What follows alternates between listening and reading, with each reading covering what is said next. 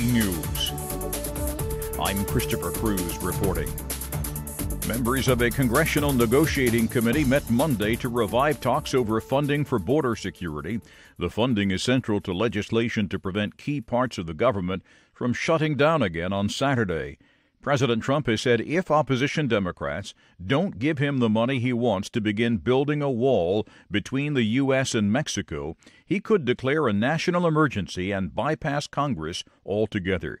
Trump is in the border city of El Paso, Texas, to speak to supporters. He says a wall would keep people from illegally entering the United States from Mexico. Acting U.S. Defense Secretary Pat Shanahan said Monday the Islamic State terrorist group remains a global presence. He spoke as U.S.-backed fighters work to clear the last enclave the militants hold in eastern Syria. He said although the U.S. presence in Syria has been decimated, local Syrian security forces are needed to ensure stability. The acting U.S. Secretary of Defense made the unannounced visit Monday to Afghanistan, the visit coming as the U.S. continues peace negotiations with the Taliban to end nearly 2 decades of war there. VOA Pentagon correspondent Carla Babb reports. Acting Defense Secretary Patrick Shanahan told reporters before his unannounced stop in Kabul the United States is not discussing any size troop withdrawal. I have not been directed to step down our forces in Afghanistan. The direction, and this is in close coordination with Secretary Pompeo and Ambassador Bolton, is to support Ambassador Khalilzad and these peace negotiations. Last week, during the State of the Union address, President Donald Trump slammed U.S. involvement in prolonged conflicts. This is VOA News. U.S. Secretary of State Mike Pompeo says the United States will continue investigating the murder of journalist Jamal Khashoggi. He said America is not covering up for a murder.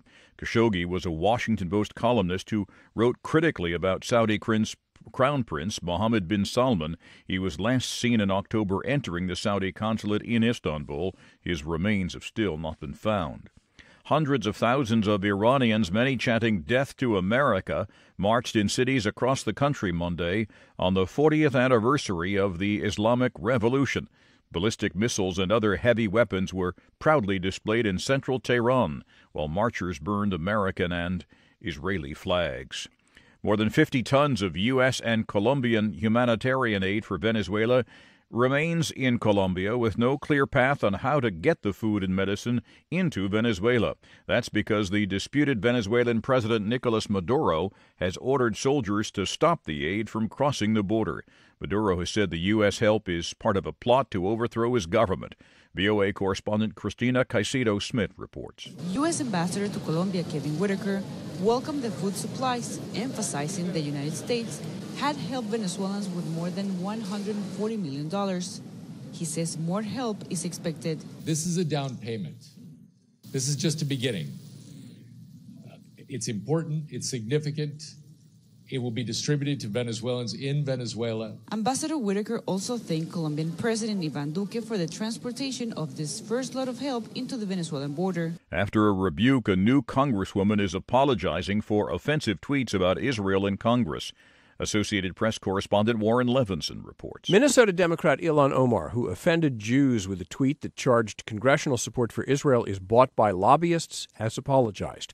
In the new tweet, Omar says anti-Semitism is real and she's grateful to colleagues who are educating her on the painful history of anti-Semitic tropes. The statement came after Omar, one of the first Muslim women in Congress, was rebuked by House Speaker Nancy Pelosi for spreading offensive stereotypes. At the same time, Omar says the role of lobbyists in politics is problematic, whether it's AIPAC, the NRA, or the fossil fuel industry. We have to address it, she tweets. Thousands of people took to the streets of the Haitian capital Port-au-Prince and other cities nationwide again Monday, calling for the president to resign.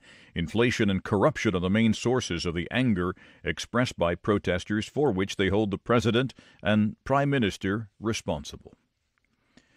You can find more on these and other late-breaking and developing stories from around the world, around the clock, at voanews.com